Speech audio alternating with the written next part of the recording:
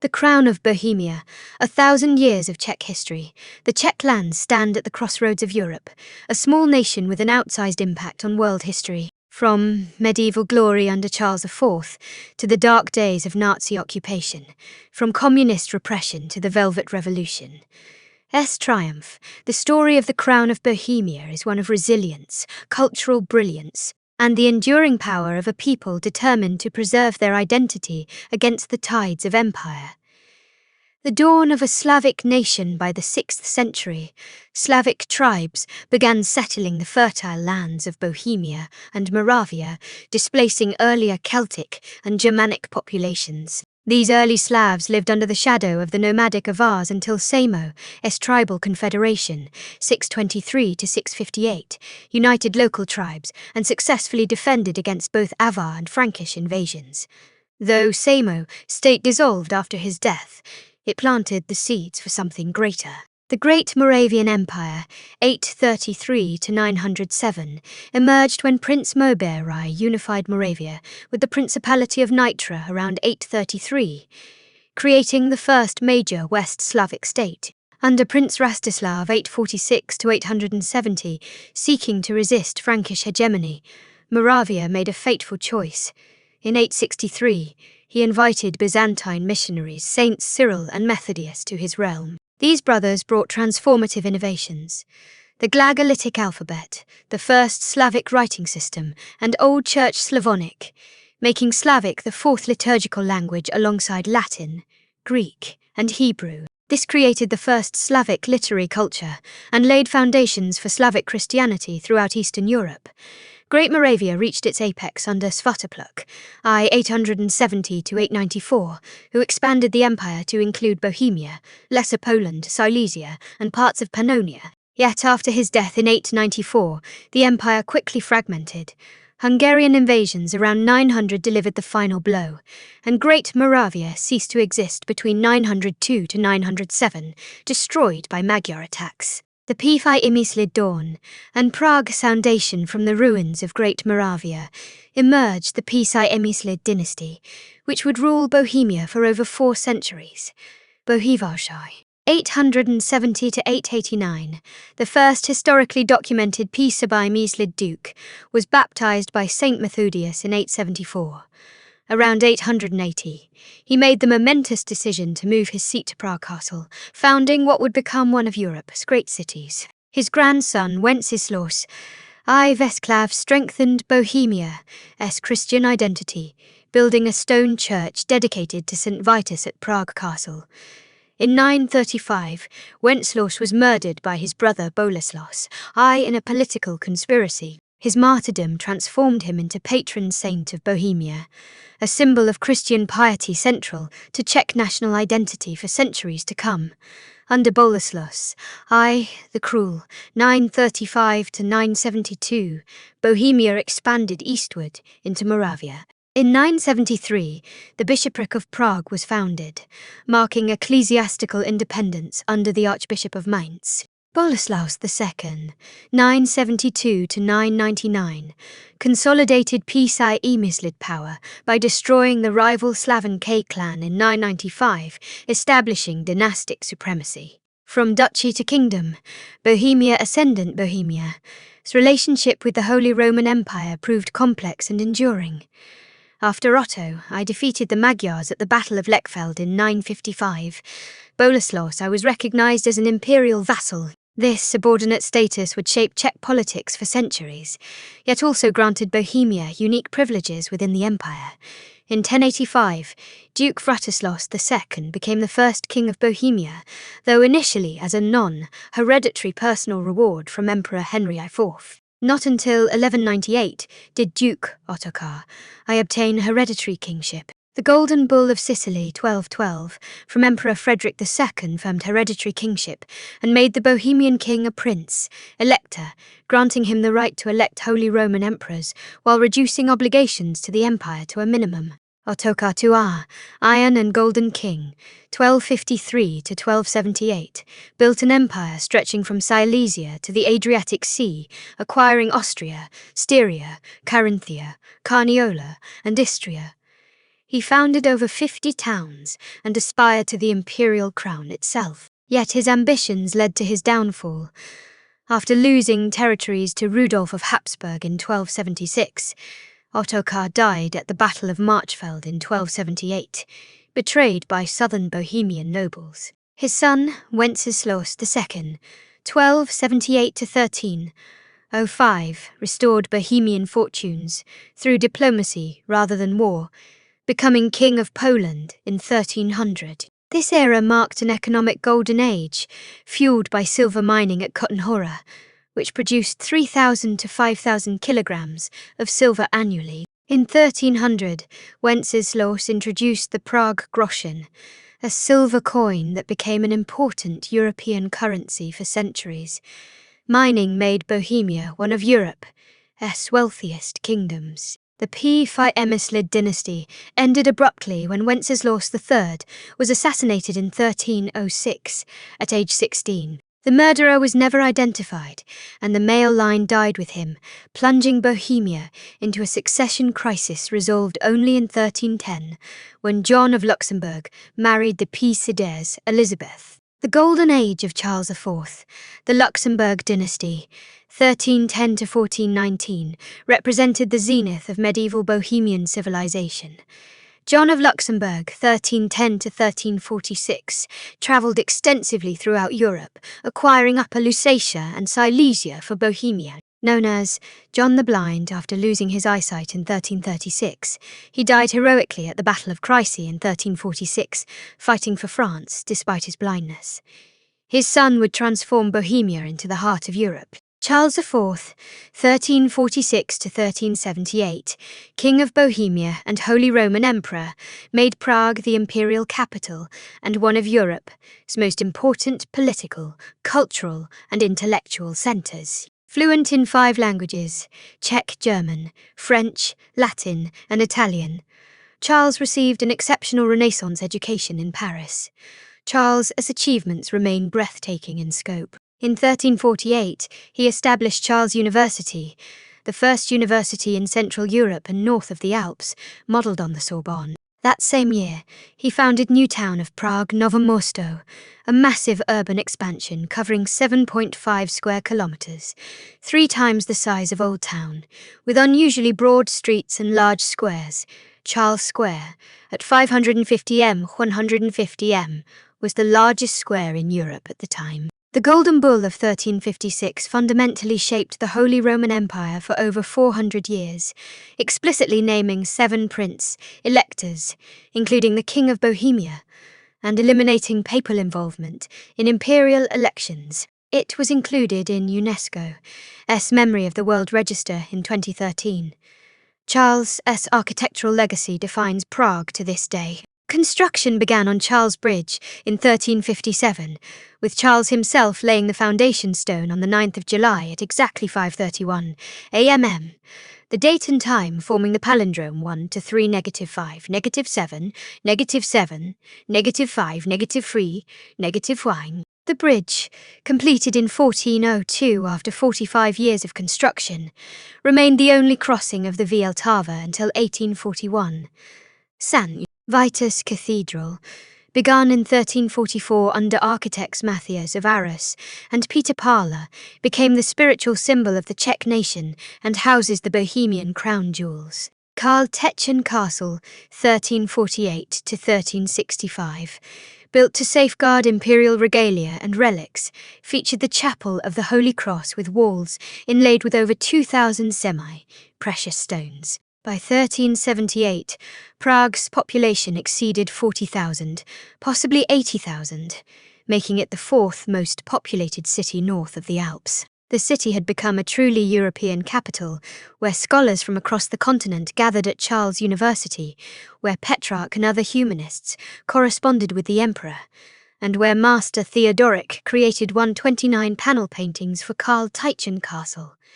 Yet Charles' successors could not maintain his vision. Wenceslaus IV, 1378 to 1419, his son, displayed an unstable temper and was repeatedly imprisoned by rebellious nobles.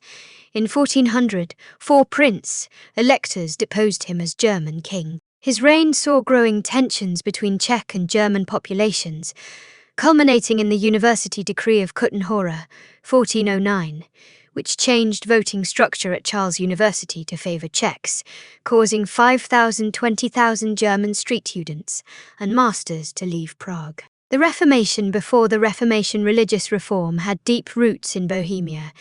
Jan Hus, c. 1369 to 1415, a Czech priest and rector of Charles University, criticised church corruption, simony, and the sale of indulgences. Influenced by English theologian John Wycliffe, Huss advocated communion in both kinds, bread and wine, for laity, emphasized the Bible as supreme authority, and preached in Czech rather than Latin, pioneering Czech language development. His powerful sermons at Bethlehem Chapel attracted thousands. In 1414, Huss attended the Council of Constance under promise of safe conduct to defend his views. Instead, he was imprisoned for 73 days, chained and tortured. On the 6th of July, 1415, he was condemned as a heretic and burned at the stake. His ashes were thrown into the Rhine to prevent veneration. The execution sparked outrage throughout Bohemia. On the 30th of July, 1419, came the first defenestration of Prague. Hussite protesters stormed Prague's new town hall and threw the Burgrave aldermen and councillors from the windows. King Wenceslaus IV died of a stroke 16 days later, possibly from the shock. This marked the beginning of the Hussite Wars, 1419 to 1434. The Hussites formulated their demands in the 4 Articles of Prague, 1420, free preaching of God's word, communion, in both kinds for all faithful, secular power over clerical riches, and public punishment of sins in all ranks. The movement split into moderate Utraquists, based in Prague, and radical Taborites, centred at Tabor, under the brilliant military commander Jan Tind, Seeker. 1360 to 1424, the Hussites revolutionized warfare with wagon forts Wagenburg, mobile fortifications using chained war wagons, combined with early firearms including pisardiala, handguns.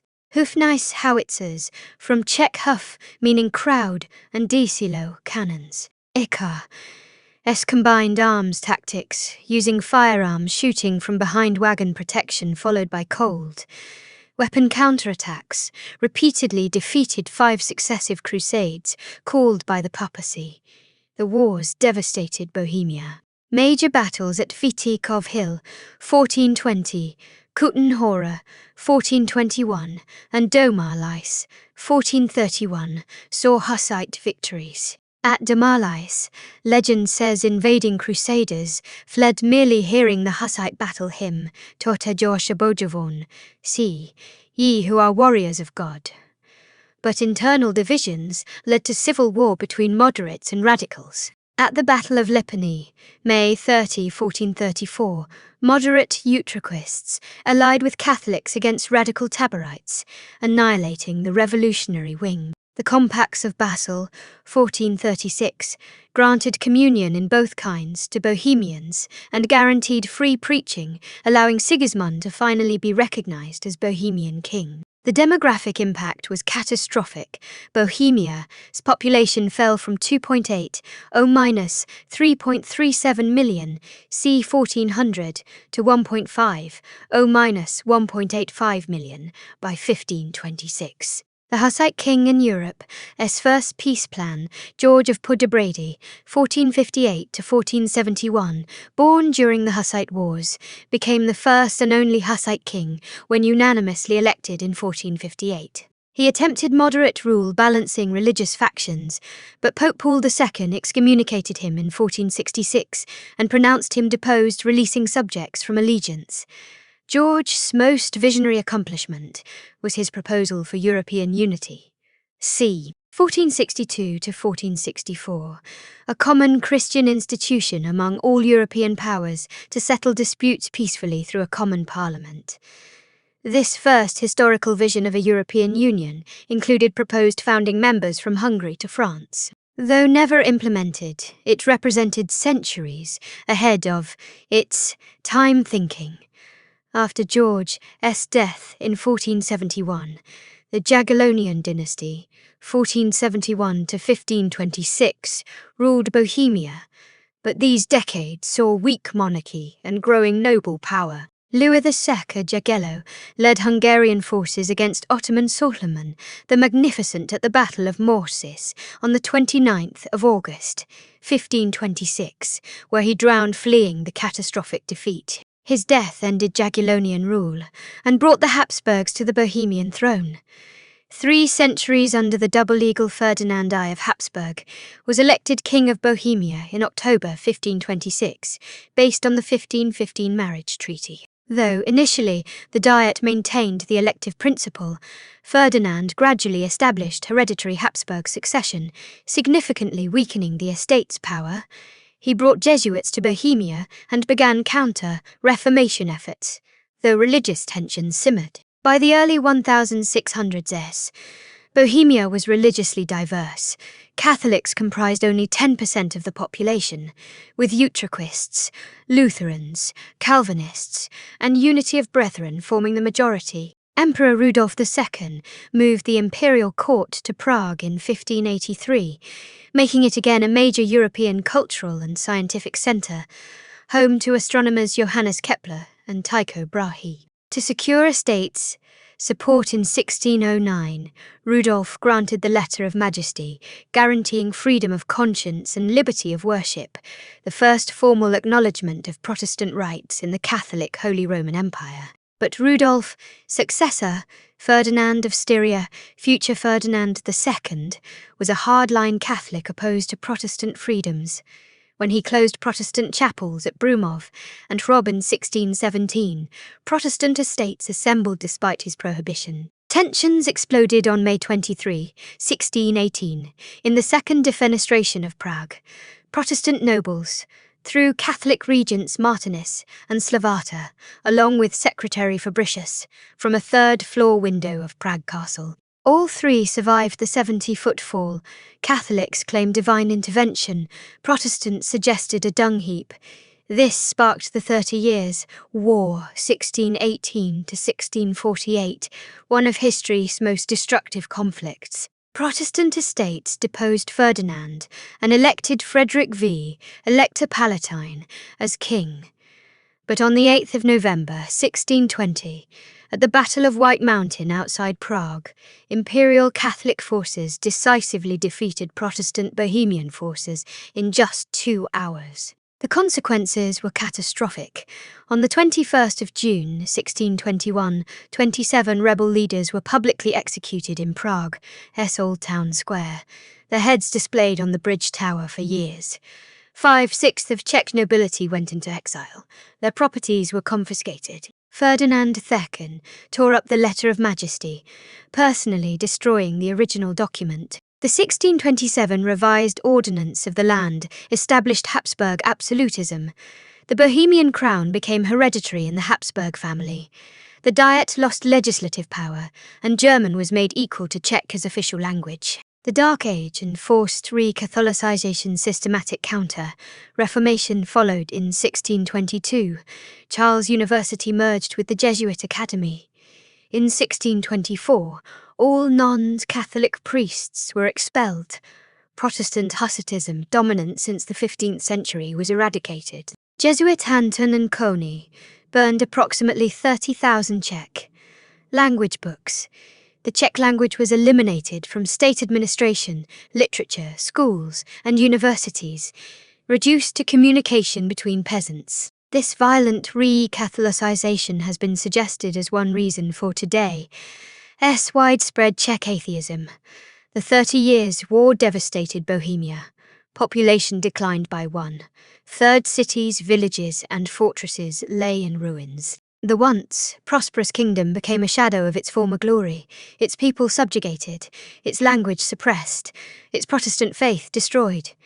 The 1620 defeat marked the end of Czech independence for 300 years, until 1918. Enlightenment reforms and national awakening. The 18th century brought cautious reforms under enlightened absolutism.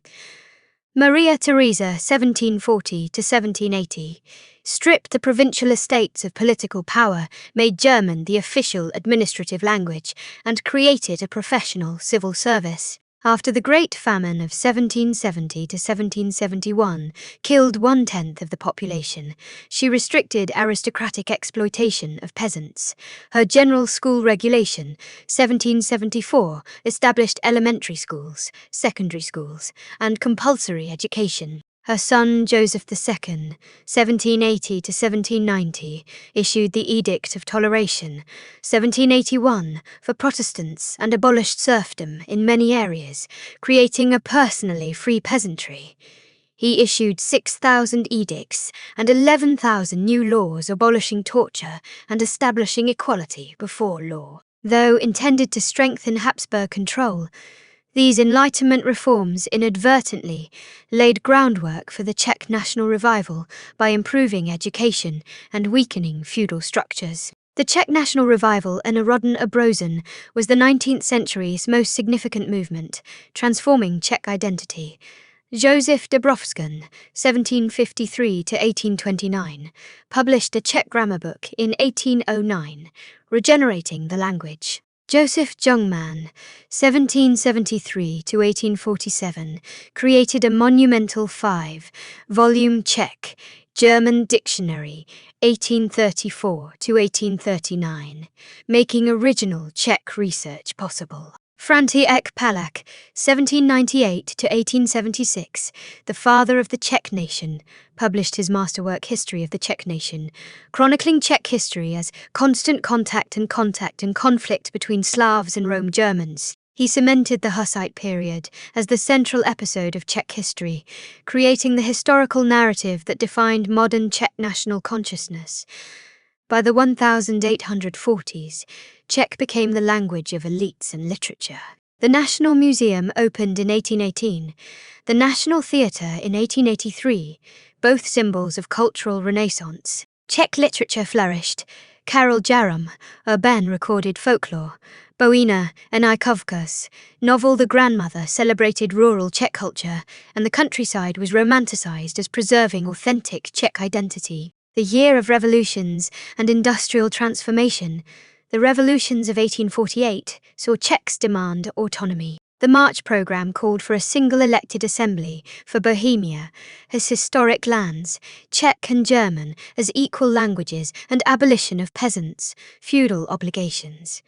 In April, Palach rejected an invitation to the German National Assembly in Frankfurt, announcing secession of the Bohemian Czech nation out of German history, and arguing for Czech autonomy within the multinational Habsburg Empire rather than German unification. The Slav Congress, the 2nd of June, -12, 1848, in Prague hosted the first historical Slavic Congress, where emissaries from all Slav peoples discussed political consolidation.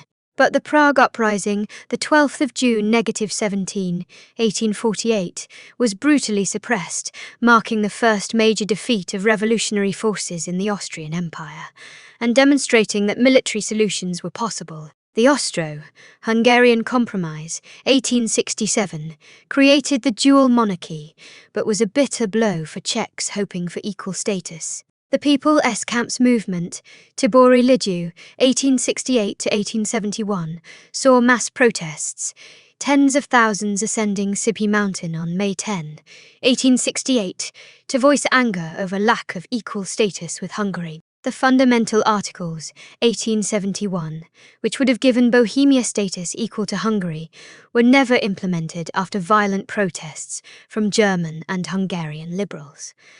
Yet this era also brought dramatic industrialization. Bohemia and Moravia became the most economically advanced Habsburg provinces, textile mechanization, coal mining in the Ostrava, Karvan region, the Koda works founded in Pilsen in 1859, and extensive railroad development transformed the economy. By 1910, Bohemia employed nearly 1/3 of Cisleithania's factory workers and produced 45% of all industrial value. The social consequences were profound. Czech-speaking rural workers migrated to cities, and former German-dominated centers became Czech majority. Prague's Czech population rose from 30,000 1856 to 150,000 1890, while Germans declined from 73,000 to 30,000. Economic success fueled Czech national consciousness and created a Czech bourgeoisie and working class. Musical and cultural renaissance in music. Czech composers achieved international recognition. Bedřich Smetana, 1824 to 1884, father of Czech music, composed The Battered Bride, 1866, a comic opera showcasing Czech folk music, and Muff Last, My Homeland, 1874 to 1879. 6 symphonic poems portraying Czech history, legends, and landscape. Despite becoming completely deaf in 1874, he continued composing his greatest works.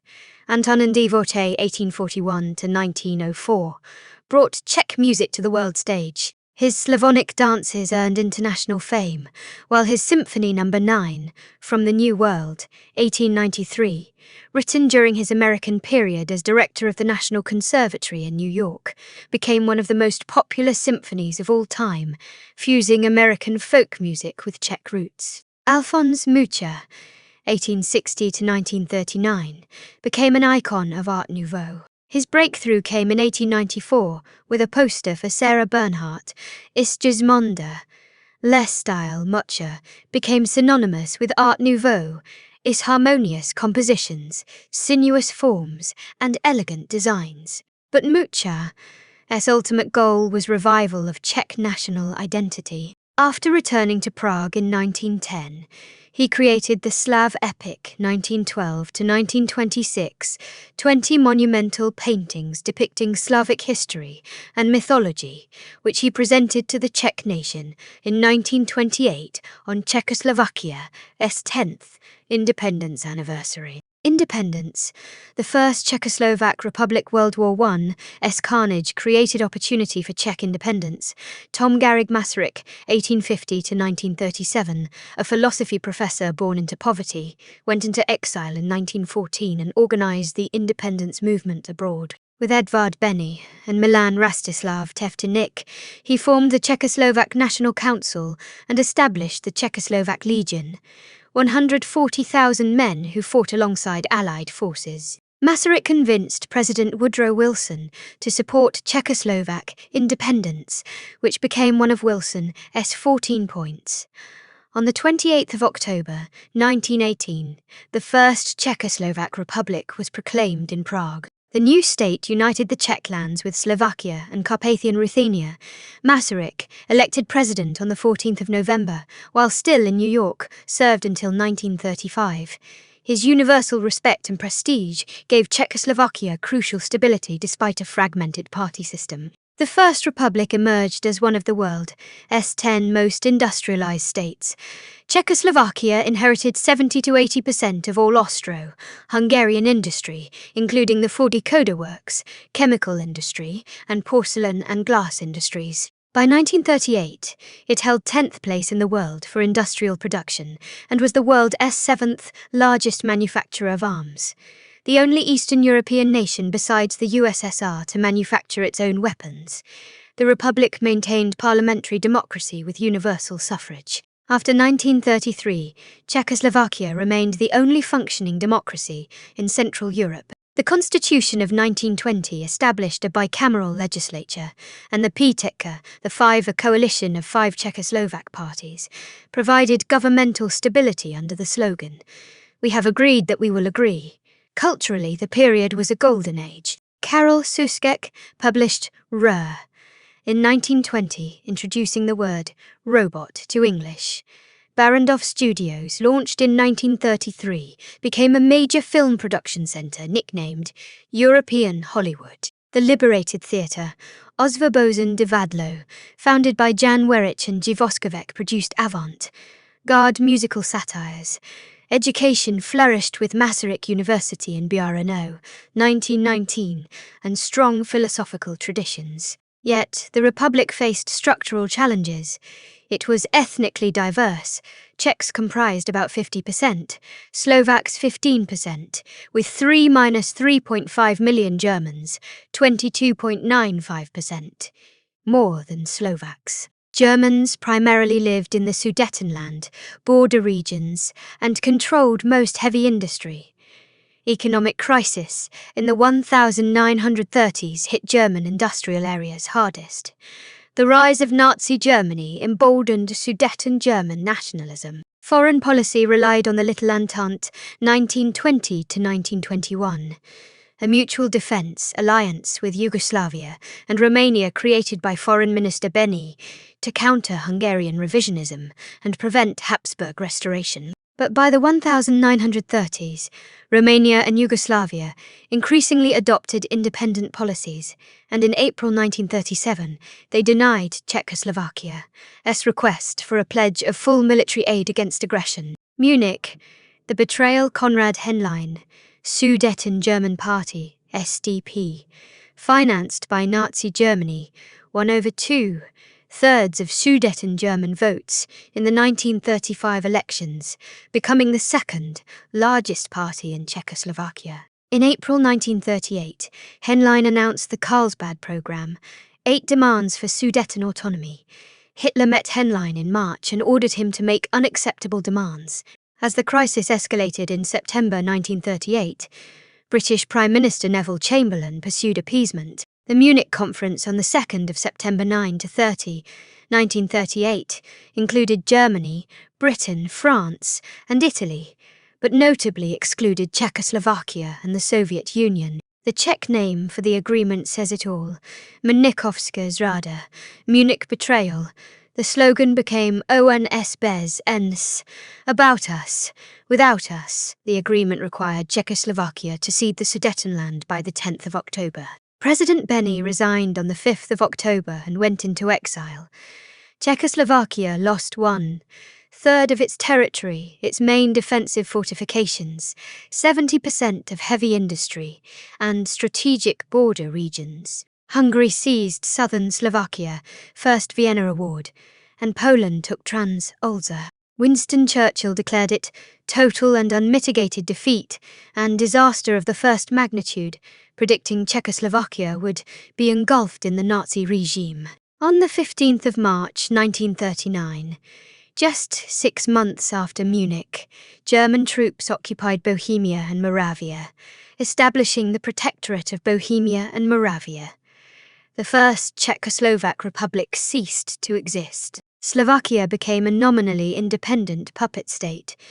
Munich became synonymous with failed appeasement, demonstrating that attempting to satisfy aggressive dictators through territorial concessions only encouraged further aggression. Darkness, Nazi occupation and genocide under the Protectorate, 1939 to 1945. Czech lands were exploited for the German war economy. Gold reserves were seized, industry forced to produce for German needs, and strict press censorship imposed. Persecution of Jews began immediately. The pre-war Jewish population of approximately 118,000 faced anti-Jewish laws, forced labor, and the Yellow Star requirement, September 1941. In November 1941, the Theresienstadt Terezin Ghetto was established as a transit camp.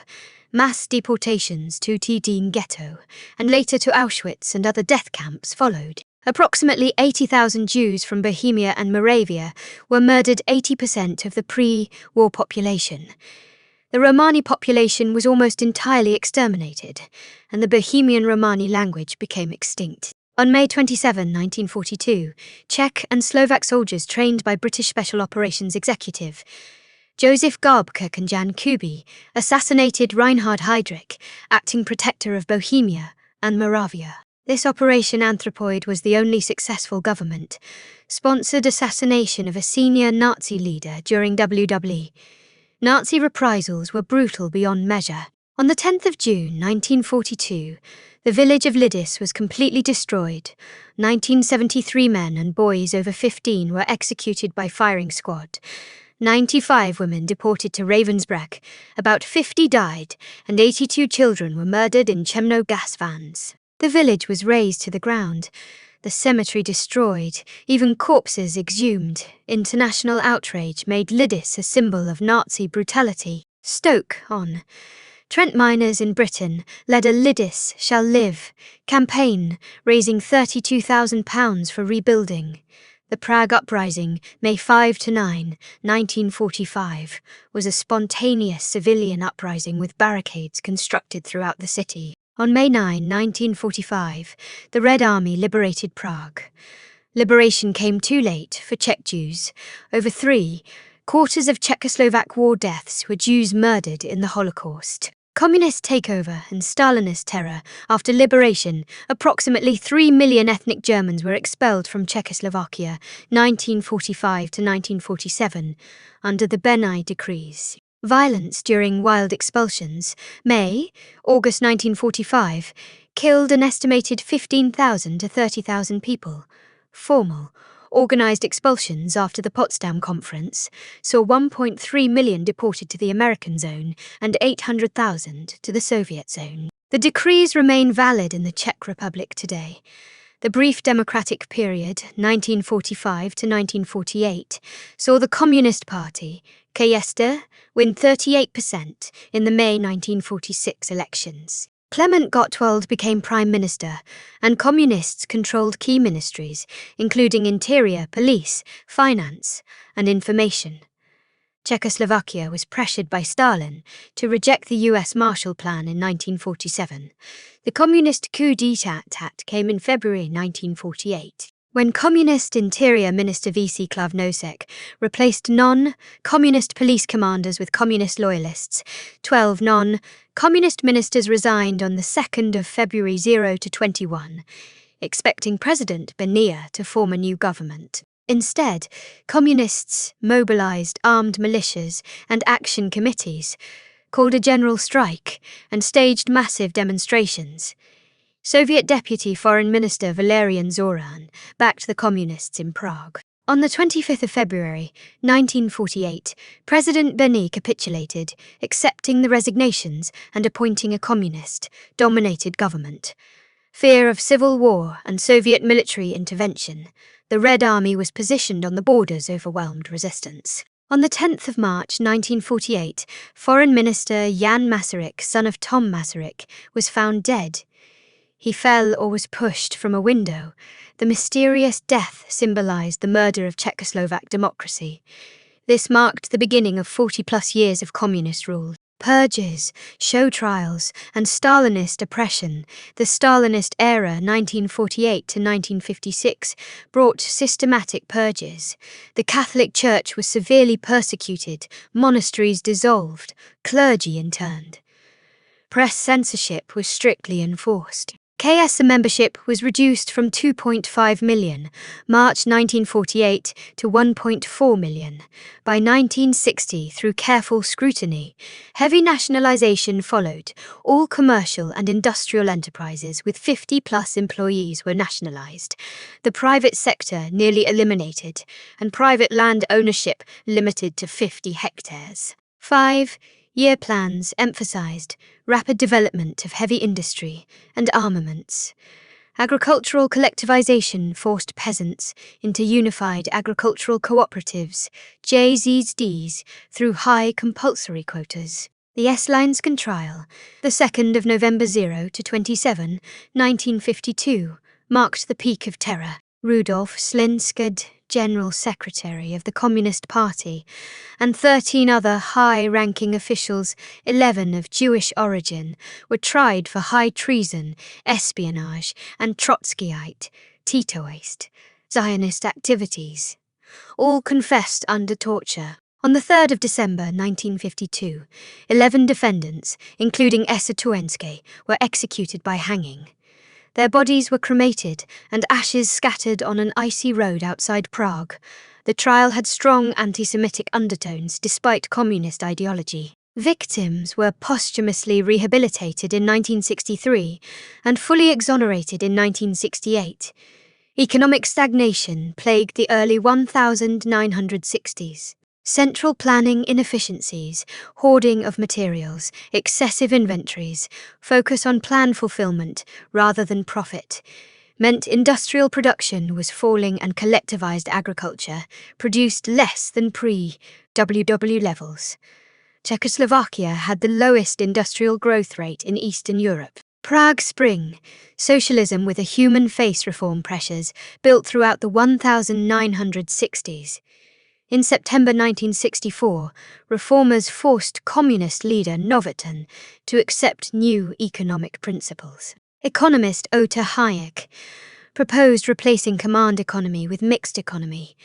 Writers and intellectuals grew increasingly critical. On the 5th of January 1968, Alexander Dubček replaced Anton Novotin as first secretary of the Communist Party, initiating the Prague Spring. The action program, April 1968, promised socialism with a human face, freedom of press, censorship abolished the 26th of June, freedom of speech and movement, limited power of secret police, economic reforms emphasizing consumer goods, possibility of multi-party government, and federalization of Czechoslovakia. It was a 10-year transition to democratic socialism with competitive elections. Cultural flowering followed. Press freedom led to examination of the Stalinist past. Litter on listy circulation reached 300,000, largest in Europe. Public meetings discussed freedom and identity. Franz Kafka was rehabilitated. Television became a vehicle for political dialogue. Arts flourished. It seemed possible to create humane socialism. Soviet concerns grew. The Warsaw Five, USSR, East Germany, Poland, Hungary, Bulgaria, questioned Czech reforms, fearing a repeat of the 1956 Hungarian uprising. Despite negotiations, and the 3rd of August Bratislava Declaration, reaffirming loyalty to the Warsaw Pact, the Soviets prepared for intervention. On the night of the 2nd of August 0-21, 1968, approximately 200,000 to 250,000 troops invaded, eventually 500,000. Soviet Union, Bulgaria, Poland, and Hungary participated, Romania and Albania refused. East Germany was excluded due to memories of 1939. 4,600 plus tanks seized airports and key installations. Dubček ordered no military resistance. 72 Czechs and Slovaks were killed. 266 severely wounded. Widespread non-violent resistance followed for about 8 months. Road signs were removed or painted over. Villages renamed Dub-Ek or Svoboda to confuse invaders. Civilians gave wrong directions to soldiers. Mass demonstrations attempted to fraternize with troops. On the 16th of January, 1969, student Jan Palek self-immolated in Wenceslas Square in protest, becoming a martyr for the crushed dream. Approximately 70,000 to 300,000 emigrated. Normalization, the Grey Decades in April 1969, Dubček was replaced by Gustav Husák as first Uri, marking the beginning of normalization, return to pre-Prague Spring conditions. Husák served as General Secretary 1969 to 1987 and President 1975 to 1989, presiding over an era of political apathy and material compromise. Massive purges followed. Approximately 500,000 party members purged, about 2/3 of 1968 membership. Professionals and intellectuals were dismissed if they disagreed with the regime. Loss of employment, educational opportunities denied to dissidents, children, housing restrictions, and travel denials enforced conformity. Full censorship was reinstated. Secret police, STB surveillance, and intimidation became extensive. The economy returned to full central planning. The 1970s saw high economic growth and increased personal consumption. The government offered material benefits as substitutes for freedom. But by the late 1970s-1980s, economic stagnation returned. Approximately 50% of foreign trade was with the Soviet Union by the 1980s, about 80% with communist countries overall. Innovation was discouraged, and managers were afraid to adopt new technology. Political stability was remarkable. The same faces dominated leadership for nearly 2 decades. Most Czechs accepted the bargain, material comfort for political conformity, focusing on private life, weekend cottages and hobbies. By 1985, the socialist sector generated 97.4% of national income, with almost 99.8% of the workforce employed there. Charter 77, the power of the powerless. On the 6th of January 1977, Charter 77 was published with 242 initial signatories, criticising the government for failing to implement human rights provisions of the 1960 Constitution, Helsinki Accords 1975, and UN covenants. Key founding members included Václav Havel, playwright, Jan Pato, philosopher, who died in 1977 after police interrogations, Czech Pavel Kohout, and Ludvík Vachoř. Charter 77 carefully described itself as a loose, informal, open association, not an opposition organisation or political party, emphasising its aim to strive for respect of human and civil rights within bounds of Czechoslovak law. The government considered it illegal. The full text was never published in the official press. Signatories were called traitors and agents of imperialism. Reprisals were severe: dismissal from employment, denial of educational opportunities for children, forced exile and loss of citizenship, detention, trials, imprisonment, sentences up to 5 years. Many were forced to collaborate with the secret police. Yet the movement persisted. Václav Havel, SSA, The Power of the Powerless, 1978, provided influential analysis of dissent under totalitarianism. Underground culture thrived despite repression. The arrest of rock band, the Plastic People of the Universe members in 1976 motivated Charter 77's creation. Samizdat, underground publishing, flourished, band writers continued work circulated illegally, and underground rock music, house seminars, private performances, and theatre groups maintained alternative cultural life. Approximately 1,900 total signatories by 1989, mostly Prague-based intellectuals. Charter 77's impact lay not in mass following, but in moral leadership, international attention to human rights violations, and creating a network that would lead the Velvet Revolution. Velvet Revolution. Truth prevails. In 1985, Mikhail Gorbachev became Soviet General Secretary, introducing glasnost, openness, and perestroika, restructuring. In 1987, he acknowledged Prague Spring influenced his reforms, saying the difference was 19 years, yet Czechoslovak leadership remained resistant. In December 1987, Husik was forced to retire, replaced by Milo Jake, who maintained hardline policies. Demonstrations grew increasingly frequent. On the 25th of March 1988, the candle demonstration in Bratislava saw 2,000 to 10,000 Catholics protest. Anniversary demonstrations marked the 1968 invasion, the 21st of August, 1988, and 1918 independence, the 28th of October, 1988. The wave of 1989 revolutions across Eastern Europe, Poland, Hungary, East Germany, set the stage. On the 17th of November 1989, a student demonstration in Prague commemorating the 50th anniversary of Nazi suppression of Czech universities was brutally dispersed by riot police, injuring 1967 people. Protests escalated dramatically. By the 1st of November 9 to 20, 500,000 people filled Prague's streets. On the 24th of November, the Communist Party leadership, including General Secretary Jake, resigned en masse. A 2-hour general strike on the 27th of November, involving 75% of the population, demonstrated overwhelming opposition. On the 28th of November, the Communist Party announced it would relinquish power and end one-party rule. On the 10th of December, President Husik appointed the first non-communist government since 1948 and resigned. On the 29th of December 1989, Václav Havel was elected President of Czechoslovakia. The revolution was termed Velvet by dissident Rita Klimov due to its non-violent nature. Symbolic protests included jingling keys, telling communists it is time to go home.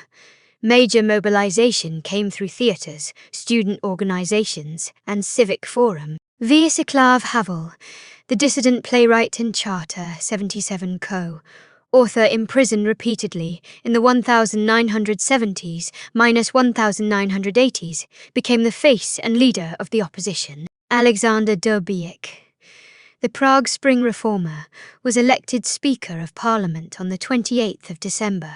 From Velvet Divorce to European Integration Democratic Transition, 1990 to 1992 brought first free elections in June 1990, legitimizing the post-revolution government. But rising tensions between Czech and Slovak political elites over governance structure led to the Velvet Divorce. The June 1992 elections crystallized division. In the Czech Republic, Václav Klaus, Civic Democratic Party, won on an economic reform platform. In Slovakia, Vladimir Mayer's Movement for Democratic Slovakia won on autonomy demands. Klaus and Mayer negotiated separation in summer-fall 1992. On the 1st of January 1993, the peaceful split created two independent nations, the Czech Republic and Slovakia. No referendum was held, despite public opposition. Only 42% Czechs, 40% Slovaks supported the split. The division of assets followed a 2-to-1 ratio reflecting population.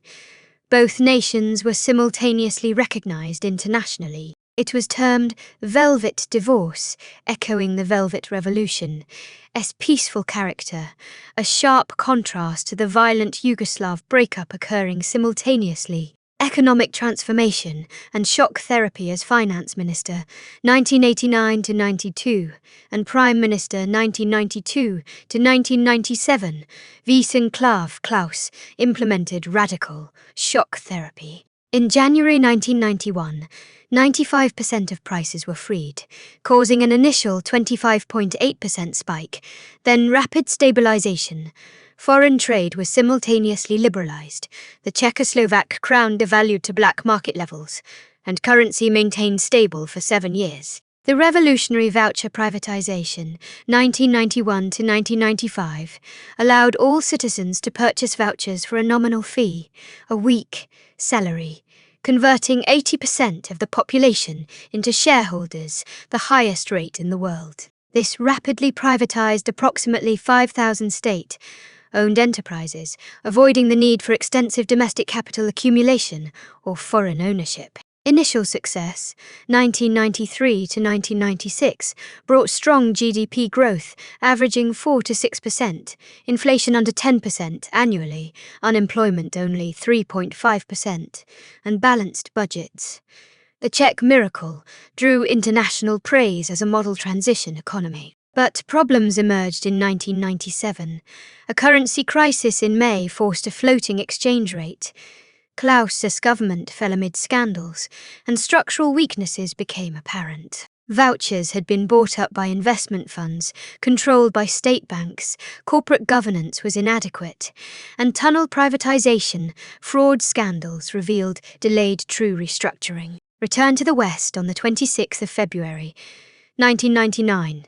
The instrument of NATO accession was signed in Prague by President Havel and PM Milo Zeman. On the 12th of March 1999, formal accession occurred at the Truman Library in Missouri, USA, and on the 16th of March, flag-raising ceremony at NATO HQ Brussels. The Czech Republic, Hungary, and Poland became the first former Warsaw Pact countries to join NATO, a symbolic return to West after 40 years of communist domination. Strong advocacy by US Secretary of State Madeleine Albright, Czech-born, and President Havel proved instrumental. Article 5 Collective Defence Guarantee provided unprecedented security. The application for EU membership was submitted in January 1996, last of CE countries to apply. After intensive negotiations, 1998 to 2002, a June 2003 referendum approved membership with 77.3% support. On May 1, 2004, the Czech Republic joined the EU with 9 other countries in a historic enlargement.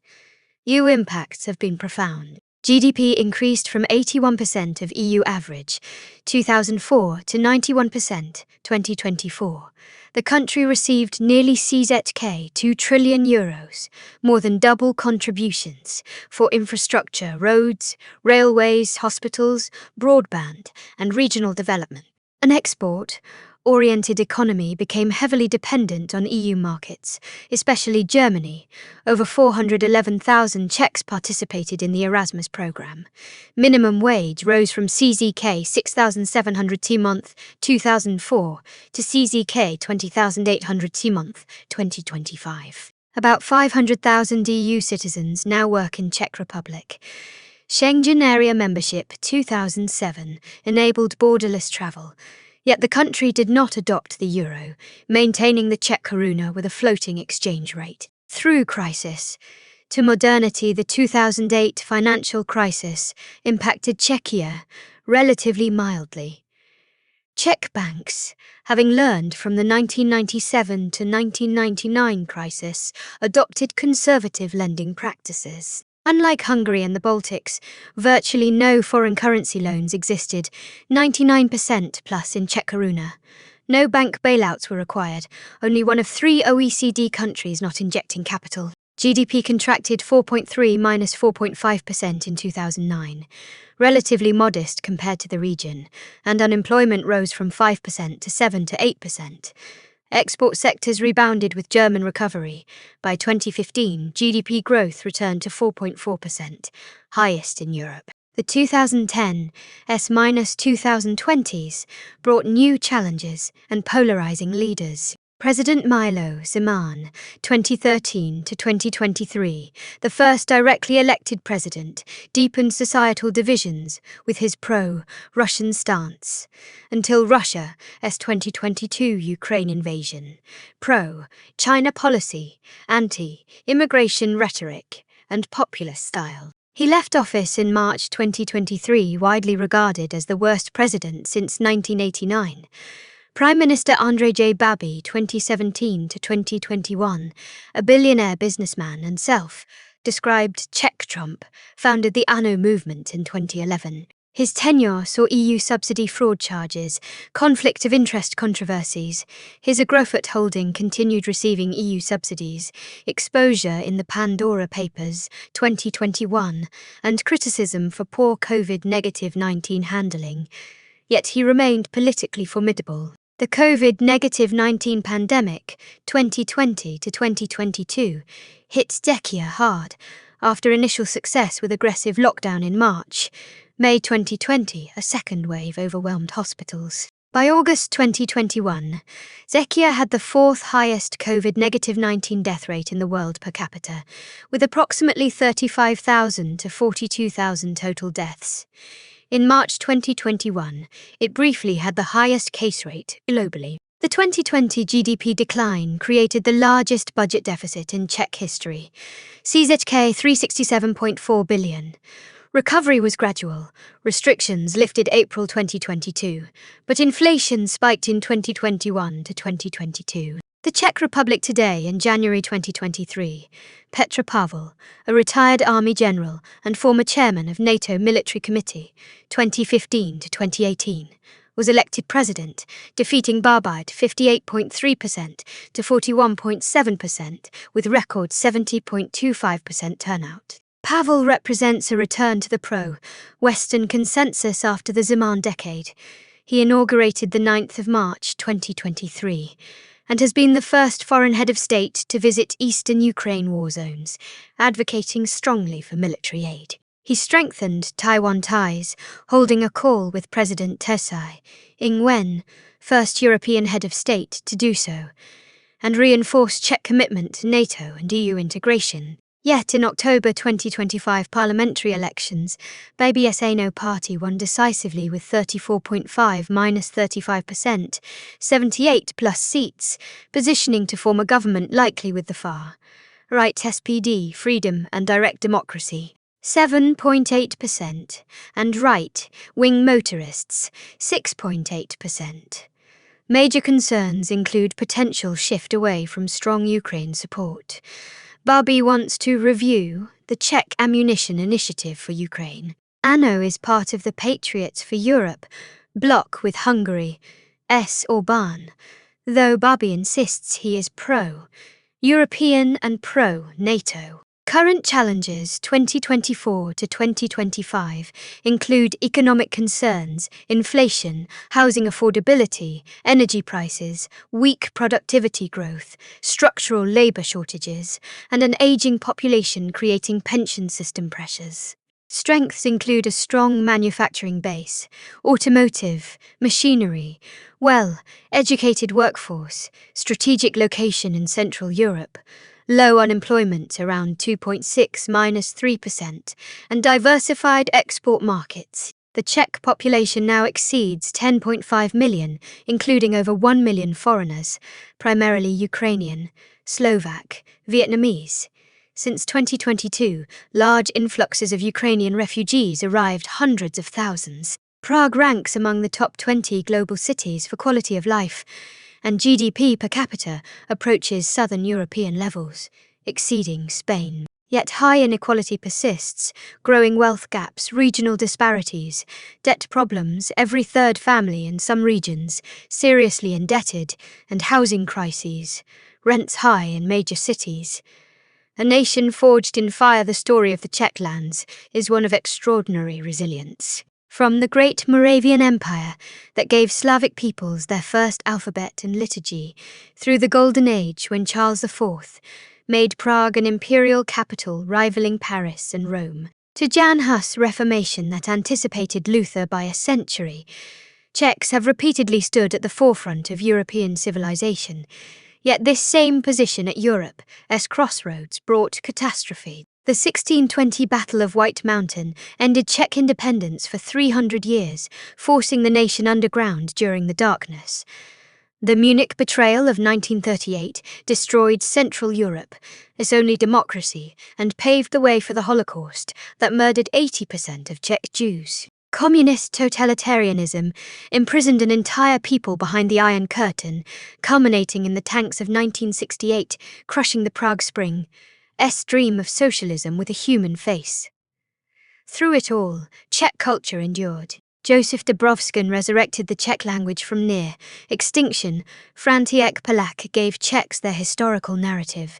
Smetana, Svelitava, and Devotias. New World Symphony brought Czech music to the world stage. Alfons Mucha defined Art Nouveau while creating the Slav epic to celebrate Slavic heritage. Charter 77 dissidents kept alive the flame of human dignity when conformity seemed the only option.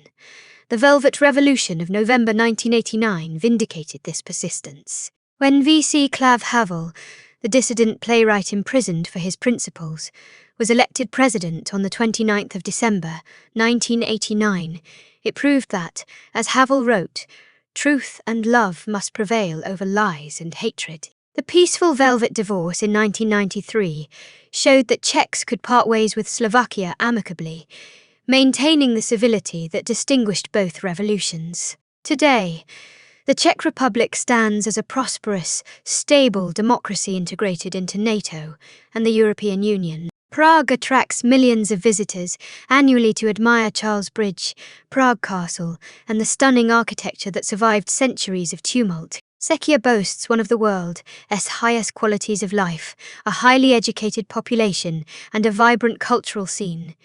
Yet challenges remain. Political polarization mirrors broader European trends. The October 2025 election raises questions about future foreign policy direction. Economic transformation must continue beyond manufacturing dependence. Housing crises and inequality create social pressures. The aging population threatens pension sustainability. Balancing sovereignty with EU integration remains contentious. But if Czech history teaches anything, it is this: a small nation armed with education, culture, and democratic values can survive empires, occupations, and totalitarian ideologies.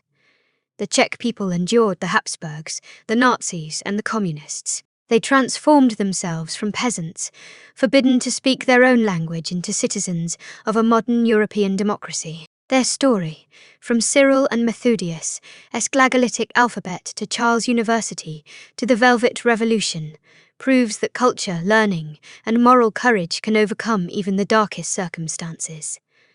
As President Masaryk's motto declared, truth prevails. The history of the Crown of Bohemia is the proof